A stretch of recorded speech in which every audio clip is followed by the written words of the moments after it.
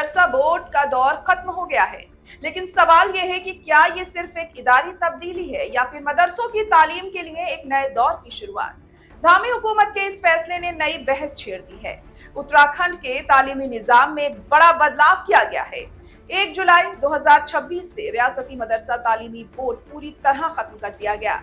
अब उसकी जगह एक नया इदारा काम करेगा, जिसका नाम है Uttarakhand state minority education authority, यानी यूसैम।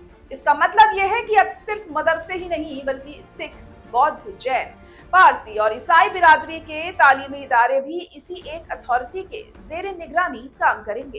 हुकूमत का कहना है कि इस फैसले का मकसद सभी माइनॉरिटी एजुकेशनल इंस्टीट्यूशन में बेहतर तालीम, एक जैसा निजाम और ज्यादा शफाफियत लाना है। रिपोर्ट्स के मुताबिक उत्तराखंड में 452 रजिस्टर्ड मदरसे अब यूसैम के दायरे में आ जाएंगे। और इतना ही नहीं, अब हर मदरसे को Uttarakhand board of school education से तस्लीम शुदा होना होगा, यानी सिर्फ दीनी तालीम ही नहीं बल्कि मैथमेटिक्स, साइंस, इंग्लिश और कंप्यूटर जैसी मॉडर्न एसेज भी पढ़ना लाजमी होगा। हुकूमत का कहना है कि बच्चों को दीनी तालीम के साथ साथ ऐसी तालीम भी मिलनी चाहिए जो उन्हें आने वाले वक्त की दुनिया के लिए तैयार कर सके। इसके अलावा जिन 30 मदरसों को पहले बंद किया गया था या जो तनाजों में रहे हैं, उनके लिए रिसीवर अपॉइंट किए जाएंगे। उन मदरसों की जमीन के रिकॉर्ड, माली हालत, स्टाफ की अहलियत और इंतजामी निजाम की भी तफसीली जांच होगी।